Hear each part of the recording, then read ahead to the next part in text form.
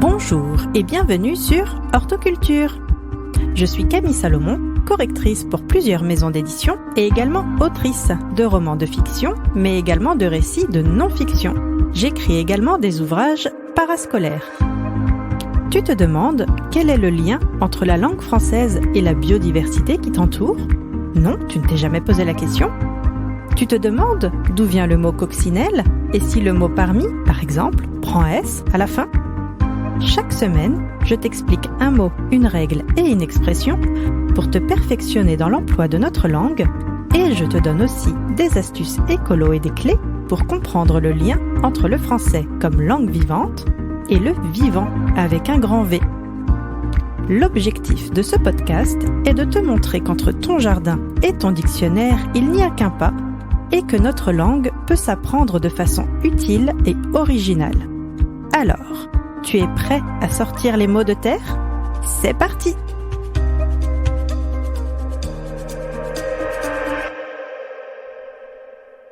Dans notre première rubrique « Un mot pour enrichir ton vocabulaire », nous allons parler d'un petit mot que j'aime beaucoup, pétrichor. Le mot pétrichor a été créé en 1964 par deux chercheurs australiens, Isabelle Joy Beer et Richard Grenfell Thomas. Ils ont combiné deux mots grecs, pétra, qui signifie pierre, et ichor, qui est un fluide éthéré qui coule dans les veines des dieux de la mythologie grecque. Le terme pétrichor a été inventé pour décrire une odeur particulière qui se dégage lorsque la pluie commence à tomber sur des sols secs, surtout après une période de sécheresse intense. C'est une odeur distincte et agréable, souvent décrite comme terreuse, musquée et légèrement sucrée. Cette odeur est le résultat d'une combinaison de composés chimiques présents dans l'air et le sol. Lorsqu'il ne pleut pas pendant longtemps, certaines plantes et micro-organismes produisent des substances volatiles qui se mélangent à la terre. Lorsque la pluie arrive, ces composés sont libérés dans l'air, créant ainsi l'odeur caractéristique du pétrichor. Aujourd'hui, le terme pétrichor est largement utilisé pour décrire cette petite odeur d'herbe et de terre mouillée que l'on apprécie tant en forêt. Ce mot est également utilisé dans le domaine de la littérature et de la poésie pour évoquer des sentiments de nostalgie, de renouveau ou de rafraîchissement.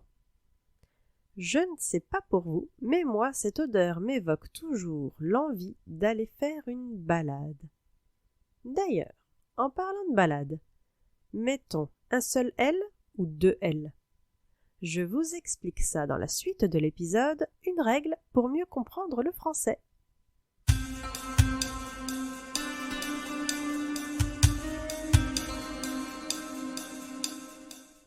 Les mots balade avec un L et balade avec deux L sont deux termes distincts qui diffèrent tant par leur signification que par leur origine.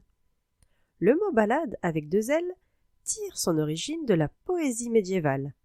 Une ballade est un genre poétique qui remonte au Moyen Âge et qui se caractérise par une structure fixe, comprenant des strophes régulières et un refrain. Une ballade peut raconter une histoire ou exprimer des émotions, souvent de manière mélodieuse et rythmée. Elle peut également être accompagnée de musique.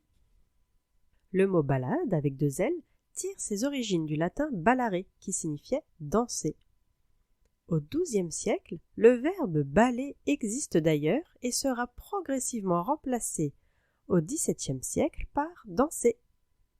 Les romantiques français popularisent le genre littéraire de la ballade et notamment les odes et ballades de Victor Hugo publiées en 1831.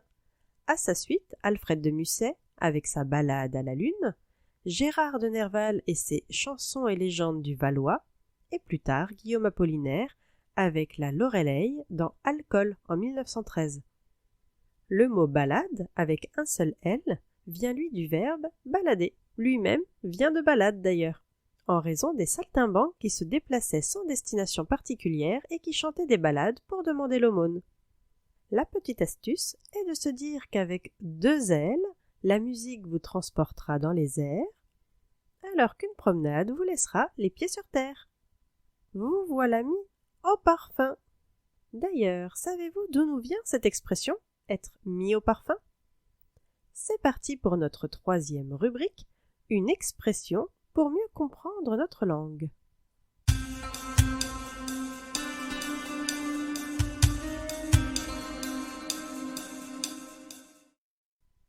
À l'époque de la Renaissance, les boutiques des parfumeurs fleurissaient à travers toute l'Europe, un lieu de rassemblement pour la bourgeoisie féminine, avide de précieuses compositions mais aussi de nouvelles confidentielles échangées à voix basse. C'est ici que l'expression aurait pris son origine. Cependant, ce n'est que bien plus tard dans les années 1960, lors du procès Ben Barka, que l'expression sera véritablement popularisée. Mehdi Ben Barka, une figure intellectuelle et politique du mouvement anticolonialiste et opposant au roi Hassan II du Maroc, est assassiné le 29 octobre 1965 près de Paris. Son corps n'a jamais été retrouvé. Lors du procès, l'un des protagonistes répète à plusieurs reprises « Foccart est au parfum ». En effet, en juin 1966, un proche de Jacques Foccart, alors secrétaire général de l'Élysée aux affaires africaines, est reçu par le souverain chérifien pour un entretien où l'assassinat de l'opposant marocain est notamment évoqué. L'expression sera reprise maintes fois par les médias et finira par s'ancrer dans le langage courant. Ainsi s'est forgée l'expression « être au parfum ». De la fréquentation des boutiques de parfumeurs de la Renaissance à son utilisation médiatique lors du procès Ben Barka. En parlant de parfum et histoire de détendre un peu l'atmosphère, je vous propose dans le prochain épisode de parler bougies et activités manuelles, sans oublier la petite étymologie des mots.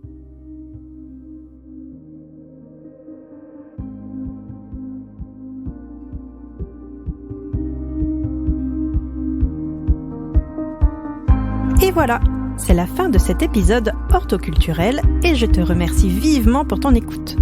J'espère que tu as appris beaucoup de nouvelles choses en ma compagnie et que la langue française est aujourd'hui un peu moins obscure pour toi. Si jamais tu as une réflexion à me partager ou une question à me poser, surtout, n'hésite pas à me retrouver sur LinkedIn ou Instagram et je te répondrai avec grand plaisir. Tu peux aussi m'écrire à l'adresse suivante contact@camillesalomon.fr. Si tu as aimé cet épisode, je t'invite également à lâcher des pouces et des étoiles en pagaille. Cela m'aidera à te proposer encore plus de contenu. Surtout, n'oublie pas de t'abonner pour continuer de jardiner la langue française avec moi. À bientôt!